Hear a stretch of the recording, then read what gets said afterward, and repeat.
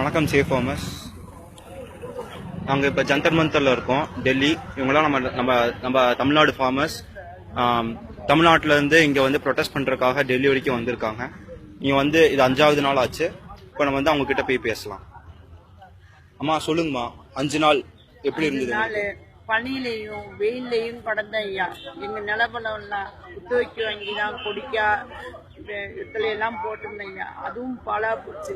எங்க குறைய யாருமே ஏத்துக்கல ஐயா. பனியில இருந்து கொசுல உட்கார்ந்துருக்கோம் ஐயா.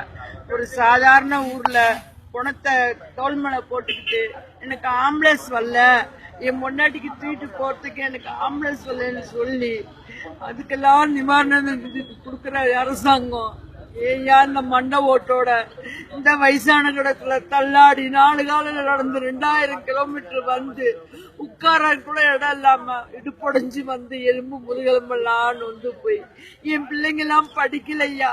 படிப்பறிவு இல்லாம இப்பதான் படின்னு அரசாங்கம் உதவி பண்ணுது, படிங்க படிங்கன்னு சொல்லி. அப்பெல்லாம் எங்க பிள்ளைங்களுக்கு படின்னு சொல்ல வரலையா. முடிஞ்ச அளவுக்கு நாங்க காப்பாத்தலையா.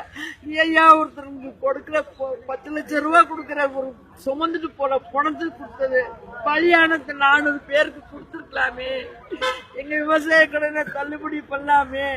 தனியார்ல வாங்கியிருக்கோம் ஐயா. எங்க வீடு நடமலம்லாம் அடவுல இருக்கு ஐயா. எங்களுக்கு வேற வழி இல்லையா.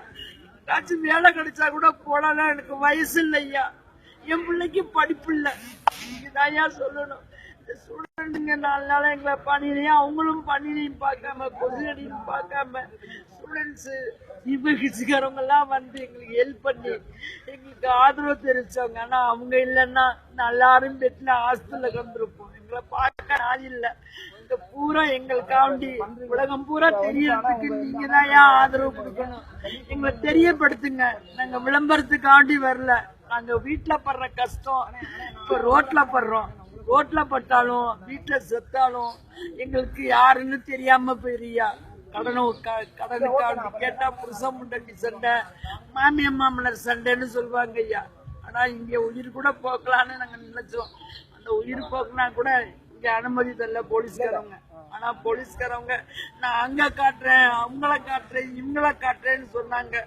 இந்த பன்னீர்செல்வம் ஐயா வந்தாராம் முத நாள் வந்து இங்க எழுநன்னு வந்து கூட பார்க்கல. ஆளுங்கட்சிக்காரங்களே இந்த மாதிரி இருந்தா எதிர்கட்சிக்காரவங்க போராடினாலும் வாய மூடு, போலீஸ்காரங்க உங்களை வெளிநடத்திடுவேன்னு சொல்றாங்க.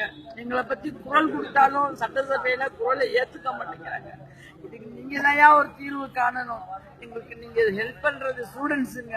இது பூரா உலகம் பூரா பார்க்கணும் ஐயா. இது நாடகம் கிடையாது, இது உண்மை.